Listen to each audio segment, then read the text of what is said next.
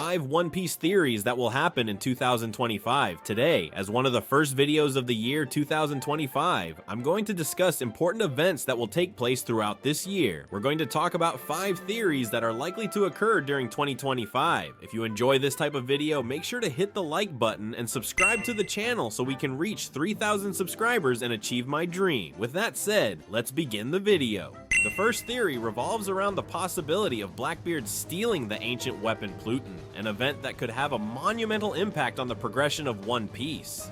Pluton, one of the 3 legendary artifacts of power, has been shrouded in mystery since its first mention. It is described as a weapon capable of destroying entire islands with a single shot. While it is commonly believed to be a ship, its true form has not been confirmed. In the Wano arc, it was revealed that Pluton is located in this region, sealed away and with its nature and appearance still undisclosed. Despite its enigmatic role, current events in the manga position the weapon as a key focal point for future conflicts. Blackbeard, known as the most opportunistic and calculating character in the series, has all the necessary elements to carry out this theft. During the events in Wano, the character Caribou was established as a critical piece in this puzzle. Caribou, who overheard details about Pluton's location, made it clear that he intended to share this information with someone powerful who could make use of it. The theory suggests that Blackbeard is the logical recipient of this information, given his relentless pursuit of power at any cost. Furthermore, his history of strategic moves and ability to exploit moments of weakness in his opponents makes him the perfect candidate to launch an attack on Wano. The current situation in Wano favors this possibility. Following the events of the arc, the region is in a transitional period, with many of its primary protectors absent.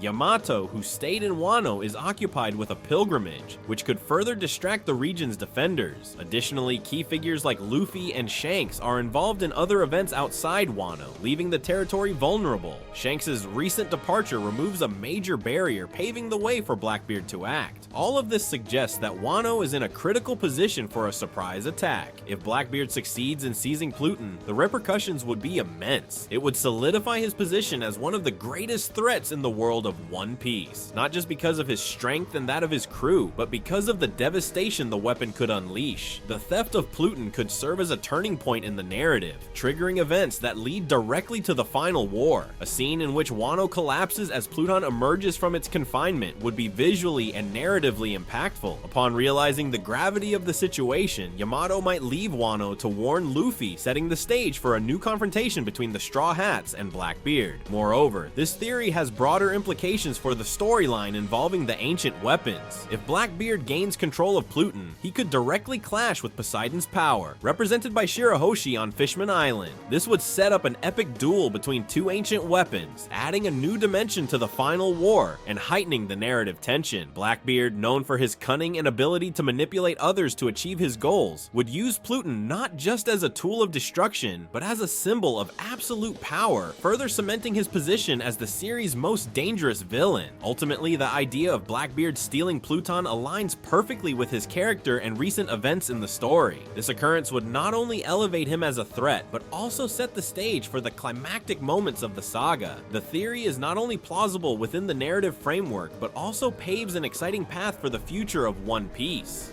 Should Blackbeard obtain Pluton, the balance of power in the world would shift drastically, and the series would delve into a realm of conflict on an unprecedented scale. The second theory centers on the long-anticipated revelation of Imu Sama, a mysterious figure whose identity and role have been teased throughout the story of One Piece.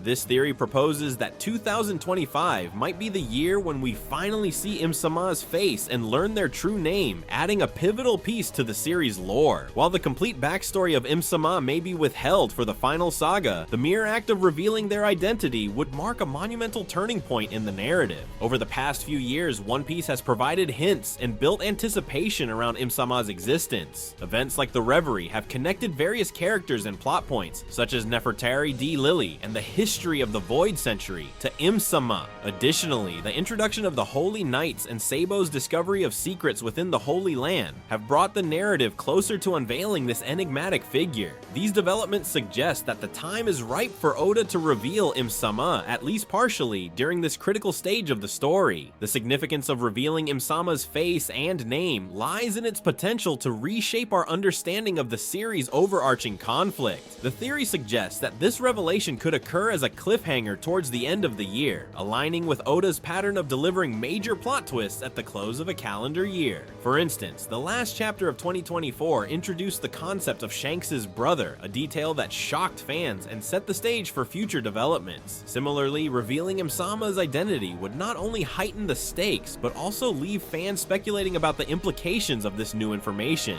Imu Sama's revelation could also serve as a prelude to uncovering the deeper mysteries of the Void Century. While the series has gradually provided glimpses into this era, Oda has been cautious about revealing too much too quickly. By introducing Imu Sama in a controlled manner, perhaps by showing their face, giving their name, or revealing their connection to certain characters, Oda could maintain the narrative's momentum while preserving key secrets for the saga's conclusion. The mere act of seeing Imu Sama's face would invite a flood of questions. Is their identity someone we've encountered before? Are they connected to the Nefertari family or another prominent lineage? Such questions would ignite fan speculation and enrich the ongoing story. Furthermore, this theory aligns with the current arc's thematic focus on the Void Century and the final stages of the One Piece narrative. The Straw Hat crew is venturing further into uncharted territories, where conflicts with the world government are inevitable. Imu Sama's revelation would be a logical progression, providing context for the government's actions and their central role in the series' climactic events. In conclusion, the revelation of Imu Sama's face and name in 2025 would be a pivotal moment in One Piece, offering fans a tantalizing glimpse into the series' deepest mysteries. This development would not only tie together years of foreshadowing, but also set the stage for the final conflict, where the secrets of the Void Century and the true nature of the world government will come to light. If handled with Oda's trademark storytelling finesse, this revelation could become one of the most iconic moments in the history of One Piece. The third theory revolves around the potential destruction of Elbaf, a pivotal moment that could redefine the trajectory of One Piece. This theory suggests that Elbaf, the land of the giants, may face total annihilation as part of a large-scale attack orchestrated by the world government. Such an event would not only serve as a visual and narrative spectacle, but also act as a crucial turning point in the series, highlighting the world government's overwhelming power and setting the stage for the final conflict. Elbaf has long been anticipated as one of the most important locations in One Piece. It is a land rich in history, mythology, and cultural depth, tied closely to themes of the Void Century and the ancient weapons. The giants are portrayed as the strongest warriors in the world, and their homeland represents a bastion of immense military power. However, this power also makes them a target for the world government, which views Elbaf as a threat to its global dominance. The theory posits that the government, having failed to control or negotiate with the giants, might resort to using one of its most devastating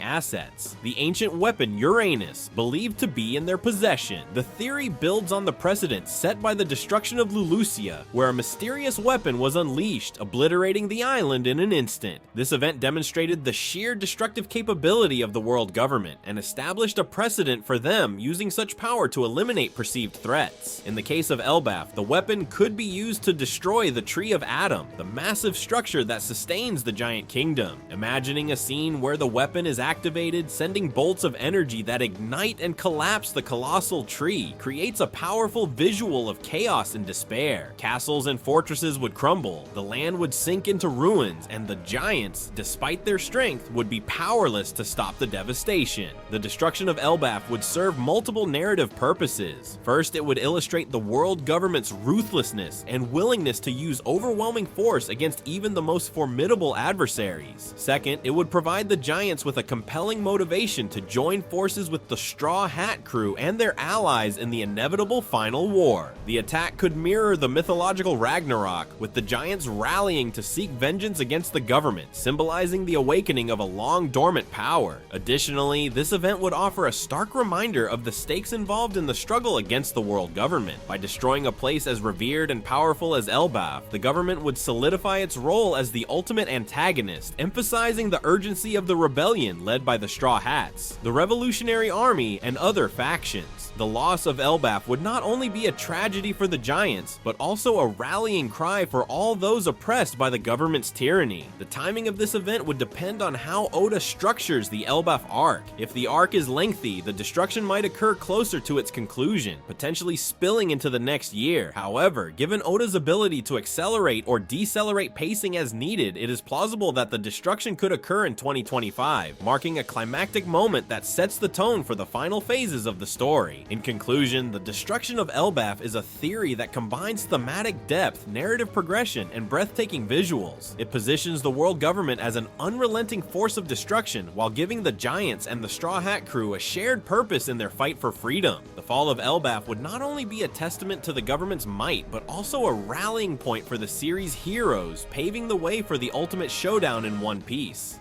The fourth theory revolves around the potential revelation of Joy Boy, a figure shrouded in mystery and central to the lore of One Piece. This theory suggests that 2025 might be the year when we finally get a significant glimpse into Joy Boy's identity, perhaps through the unveiling of his face, his name, or even a flashback that sheds light on his role during the Void Century. This moment would be monumental, tying together years of foreshadowing and offering new insights into the series' central themes. Joy Boy has been a key figure in One Piece ever since his name was first mentioned in relation to the Void Century and the Poneglyphs. Over time, we've learned fragments of his story, including his connection to the promise made to Fishman Island and his ties to the legendary treasure, One Piece. However, much about him remains unknown, including his physical appearance, his true role in the events of the Void Century, and the full scope of his legacy. The theory posits that Elbaf, a land steeped in ancient history and myth, could serve as the perfect setting for these revelations. Elbaf has already been hinted to have a deep connection to ancient history, with ties to Norse mythology and the legend of Ragnarok. Given its cultural richness, it is highly likely that the Land of the Giants holds crucial information about Joy Boy, perhaps through ancient records, oral traditions, or monuments. The Giants, with their long lifespans, might even have direct knowledge passed down from those who lived during the Void Century. This setting provides a unique opportunity for the story to explore Joy Boy's past, while maintaining its thematic focus on legacy, promises, and the weight of history. The theory suggests that we might see Joy Boy in a variety of ways. This could range from a brief flashback that offers a glimpse of his life during the Void Century to a more detailed exploration of his deeds and connections to other characters. For instance, his ties to the ancient weapons, the Kazuki clan, or the origins of the D clan could be highlighted. Alternatively, Oda might choose to reveal Joy Boy's face or name without delving too deeply into his backstory, leaving room for further exploration in future arcs. One of the most compelling aspects of this theory is its timing. Oda has a pattern of gradually introducing major revelations, giving fans just enough to speculate without resolving all mysteries at once. In recent arcs, we've seen hints of Joy Boy's significance, such as Luffy's transformation into the sun god Nika, and the connections between ancient mythology and the Straw Hat's journey. By continuing this gradual build-up, Oda could use 2025 to provide a significant but controlled revelation about Joy Boy, setting the stage for even greater discoveries later in the series. This theory also ties into the broader themes of One Piece. Joy Boy represents hope, freedom, and the enduring power of promises, all of which are central to the series' narrative. Revealing more about him would not only deepen our understanding of the story's past, but also provide context for the present conflicts and the stakes of the final war. Moreover, it would connect the Straw Hats' journey to a legacy that spans centuries, reinforcing their role as inheritors of Joy Boy's will. In conclusion, the revelation of Joy Boy in 2025 would mark a major milestone in One Piece. Whether through his face, name, or a flashback, this moment would illuminate key aspects of the Void Century and provide a deeper understanding of the series' most enduring mysteries. Elbaf, with its ancient traditions and ties to Joy Boy's era, is the ideal setting for this revelation, making this theory both plausible and incredibly exciting. If handled with Oda's usual narrative precision, the unveiling of Joy Boy would not only answer long-standing questions, but also set the stage for the climactic chapters of One Piece. The fifth theory delves into the dramatic possibility of Luffy being captured by the world government or the Marines, an event that would echo the emotional and narrative impact of Ace's imprisonment and execution in Marineford. This theory suggests that at the end of the Elbaf arc, the government could succeed in apprehending Luffy, setting the stage for a massive global conflict that could mark the beginning of the final war in One Piece. The idea of Luffy's capture has been a recurring speculation among fans for years. It was first suggested during the Wano arc, where some theorized that the Marines might capture Luffy after his victory over Kaido. Similar ideas resurfaced during the events in Egghead, where the Gorosei and the world government became more aggressive in their pursuit of the Straw Hats. Now, with the Elbaf arc in progress and the involvement of the Holy Knights, the theory gains new plausibility. The stakes are higher than ever, and the world government has shown increasing desperation inspiration in their efforts to neutralize threats to their power, particularly figures like Luffy, who embodies the will of Joy Boy, and the D-Clan. The potential capture of Luffy would be a game-changing event for multiple reasons. First, it would highlight the world government's recognition of Luffy as a critical threat. By this point, Luffy is not just a pirate, but an emperor, a wielder of the sun god Nika's powers, and a symbol of rebellion against oppression. His capture would send shockwaves throughout the world, cementing his status as the central figure in the fight against the world government. This act would also provide a catalyst for various factions, such as the Revolutionary Army, the Giants of Elbaf, and even Shanks or Cross Guild, to unite against the government in a bid to rescue him. The theory suggests that the capture could occur during or shortly after the events in Elbaf. Elbaf is poised to be a climactic arc, potentially involving significant battles, the revelation of ancient secrets, and the introduction of new alliances. The Giants of Elbaf, if they recognize Luffy's efforts in saving their homeland or aiding them in their struggles, would be deeply affected by his capture. This could motivate them to join forces with the Straw Hats and their allies, further escalating the conflict. Additionally, the involvement of the Holy Knights and figures like Garling Figureland introduces a level of power and strategy that could make Luffy's capture plausible, even with his current strength.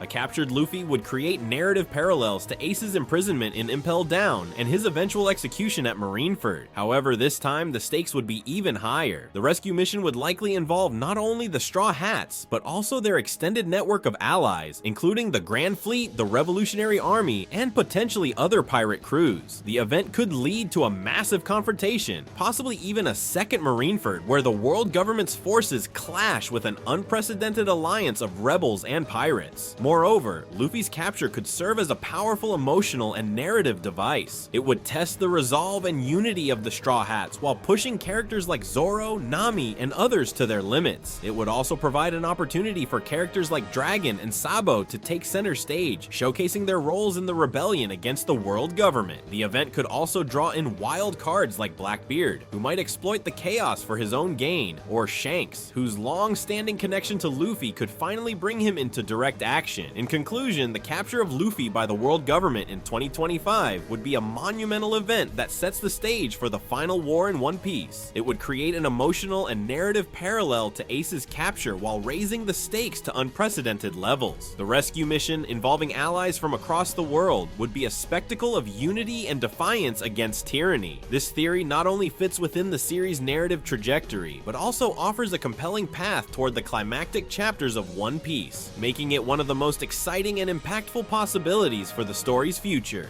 And these were 5 One Piece theories that are likely to happen in 2025. Which one do you think would be the most interesting for the story, or even the most likely to occur? Let me know in the comments, and I'll read your thoughts. If you enjoyed the video, don't forget to hit the like button and subscribe to the channel so we can reach 3,000 subscribers and achieve my dream. A big hug, and I'll see you in the next video.